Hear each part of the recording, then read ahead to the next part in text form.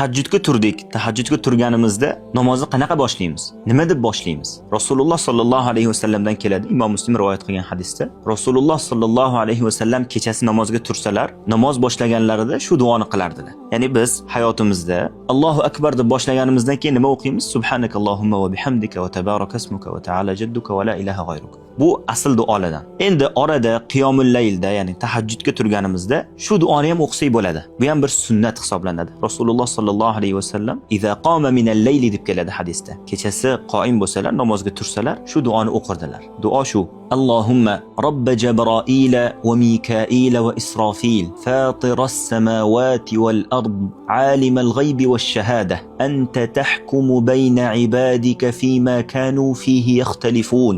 اهدني لما اختلف فيه من الحق بإذنك إنك تهدي من تشاء إلى صراط مستقيم. Shu duoni yodlab olsak, yana bir sunnatga amal qilgan bo'lamiz va tahajjudda shu duo bilan boshlasak, yana ham sunnatga amal qilgan bo'lamiz. Allohu a'lam.